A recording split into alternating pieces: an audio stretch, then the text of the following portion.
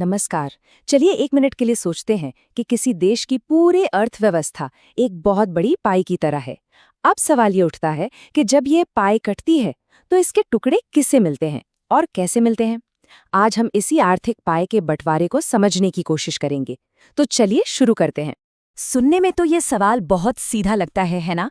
मतलब कोई कंपनी कुछ बनाती है, उसे बेचती है, तो उससे जो कमाई होती है वो आखिर जाती कहाँ है? पर ये सवाल जितना आसान दिखता है ना, उतना ही ये गहरा भी है। असल में ये इकोनॉमिक्स के सबसे बुनियादी सवालों में से एक है। और अर्थशास्त्र में इस गहरे सवाल का जवाब है एक शब्द, डिस्ट्रीब्यूशन यानी वितरण। जी हाँ, यही वो प्रोसेस है, वो तरीका है जो तय करता है कि हमारी आर्थिक पाई का कौन सा टुकड़ा कितना बड़ा होगा और किसके पास जाएगा। तो ठीक है, सबसे पहले यही समझते हैं कि जब इकोनॉमिस्ट ये शब्द डिस्ट्रीब्यूशन या वितरण इस्तेमाल करते हैं तो उनका असल में मतलब क्या होता है। देखिए, बहुत आसान भाषा में कहें तो डिस्ट्रीब्यूशन का मतलब है देश की टोटल इनकम को उन चीजों में बांटना जिन्होंने मिलकर उस इनकम को बनाया है। और इकोनॉमिक्स की भाषा में इन्हीं चीजों को फैक्टर्स ऑफ प्रोडक्शन या उत्पादन के साधन कहते हैं। अच्छा, अब यहाँ एक दिलचस्प बात है। डिस्ट्रीब्यूशन को देखने के ना दो मेन तरीके हैं। एक है पर्सनल डिस्ट्रीब्यूशन, जो देखता है कि पैसा, इनकम अलग अलग लोगों या परिवारों के बीच कैसे बट रहा है, मतलब अमीर गरीब के बीच का फासला वगैरह। लेकिन आज हम बात करेंगे फंक्शनल डिस्ट्रीब्यूशन की। क्यों? क्योंकि ये समझना ज्यादा जरूरी है कि इनकम लोगों की जेब तक पहुंचने से पहले बनती कैसे है और किसके हिस्से में जाती है। तो जब हम इस फंक्शनल डिस्ट्रीब्यूशन की बात करते हैं तो हमारी आर्थिक पाई के मोटे तौर पर 4 ही टुकड़े होते हैं। चलिए देखते हैं ये 4 टुकड़े हैं क्या। ये स्लाइड बहुत बहुत जरूरी है।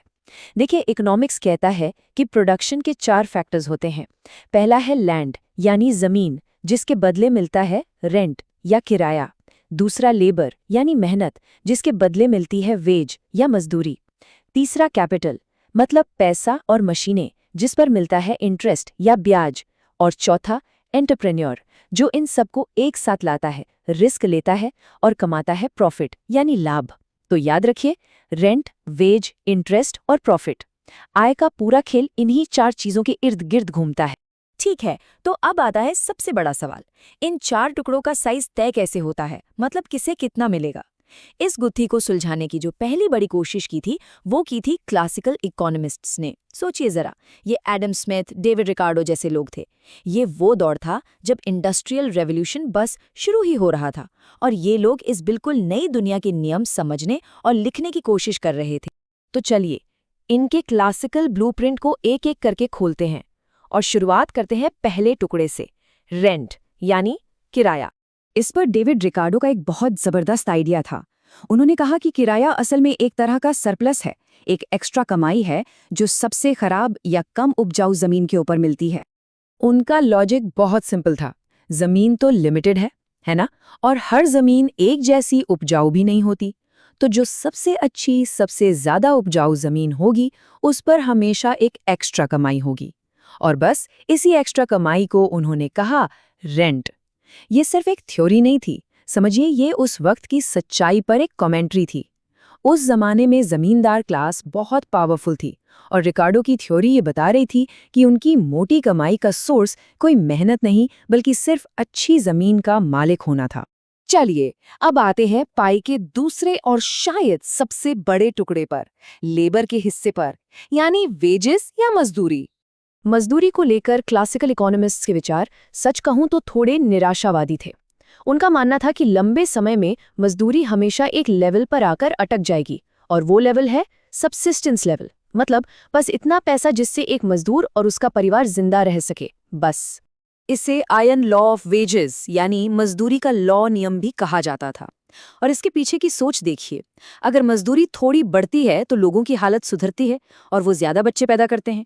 इससे आबादी बढ़ती है, काम करने वाले लोग ज्यादा हो जाते हैं और जब काम करने वाले ज्यादा और काम कम हो तो जाहिर है मजदूरी वापस गिरकर उसी गुजारे लायक लेवल पर आ जाती है। ये उस दौर की हकीकत थी जब गांव से लाखों लोग शहरों में काम ढूंढ रहे थे और लेबर की कोई कमी नहीं थी। तो जमीन हो गई, मजदूर हो गए, अब आते हैं एंटरप्रेन्योर के हिस्से पर, यानी प्रॉफिट या मुनाफे पर। क्लासिकल इकोनॉमिस्ट्स के लिए प्रॉफिट एक रेसिडुअल इनकम थी। रेसिडुअल मतलब बहुत सिंपल, जो बच गया मतलब टोटल जो भी आउटपुट हुआ उसमें से जमीन का किराया और मजदूरों की पगार निकाल दो, जो बचा वही प्रॉफिट है। तो इस हिसाब से एंटरप्रेन्योर का प्रॉफिट फिक्स नहीं है, ये उसकी काबिलियत पर है कि वो खर्चे मैनेज करके कितना ज्यादा बचा पाता है। ये थियरी उस नए कैपिटलिस्ट क्लास को दिखाती थी जो रिस्क लेकर इकोनॉमी को आगे बढ़ा रही थी। और अब बात करते हैं पाई के आखिरी यानी चौथी टुकड़े की, कैपिटल पर मिलने वाला इंटरेस्ट या ब्याज। ये आइडिया बहुत सीधा और सिंपल है। जैसे जमीन इस्तेमाल करने के लिए रेंट देना पड़ता है, ठीक वैसे ही किसी और का पैसा या कैपिटल इस्तेमाल करने के लिए इंटरेस्ट देना पड़ता है। क्लासिकल इकोनॉमिस्ट के लिए इंटरेस्ट रेट कोई मॉनेटरी चीज नहीं थी, बल्कि ये रियल फैक्टर से तय होती थी। मतलब ये कि ब्याज दर इस बात पर डिपेंड करती है कि लोग कितनी बचत कर रहे हैं, यानी पैसे की सप्लाई, और बिजनेसमैन कितना निवेश करना चाहते हैं, यानी पैसे की डिमांड। तो ये सेविंग्स और इन्वेस्टमेंट का खेल था। तो लीजिए, ये है क्लासिकल ब्लूप्रिंट का पूरा सार। रेंट तय होता है जमीन की क्वालिटी से, वेजेस टिके रहते हैं गुजारे के लेवल पर, प्रॉफिट वो है जो आखिर में बच जाए, और इंटरेस्ट तय होता है सेविंग्स और इन्वेस्टमेंट से। ये अपने आप में एक पूरा लॉजिकल सिस्टम था, और अपने जमाने के लिए तो ये बिल्कुल क्रांतिकारी था। तो सवाल ये है कि क्या ये सदियों पुराना ब्लूप्रिंट आज भी काम का है? जवाब है हाँ भी और ना भी। इसकी एक बहुत मजबूत विरासत है, पर यह आज की पूरी कहानी नहीं बताता। जाहिर है आज की दुनिया बहुत ज़्यादा कॉम्प्लेक्स है, टेक्नोलॉजी ने सब कुछ बदल दिया है, और हम सबने देखा है कि मजदूरी सिर्फ गुजारे लायक नहीं रहती, वो बहुत ज़्यादा भी बढ़ सकती है। लेकिन इन सब कमियों के बावजूद इन क्लासिकल थियरीज की विरासत बहुत गहरी है, क्योंकि इन्होंने ही वो सबसे बुनियादी सवाल उठाए थे जो आज भी उतने ही ज़रूरी हैं। दौलत बनाता कौन है और उसका बंटवारा होना कैसे चाहिए? ये सवाल आज भी इकोनॉमिक्स की नींव में है। और यहीं पर ये सारी बातें हमें एक बहुत बड़े आज के सवाल पर लाके छोड़ देती हैं। देखिए, क्लासिकल विचारकों ने जमीन, लेबर और कैपिटल की दुनिया के लिए एक फ्रेमवर्क बनाया था, पर आज की दुनिया में जहां एआई वैल्यू क्रिएट कर रहा है, ऑटोमेशन लेबर की जगह ले रहा है और गिग इकोनॉमी काम करने का तरीका ही बदल रही है, तो क्या अब हमें इस आर्थिक पाई को काटने के लिए एक बिल्कुल नए ब्लूप्रिंट की जरूरत नहीं है? ये एक बहुत बड़ा सवाल है जिस पर सोचना जरूरी है।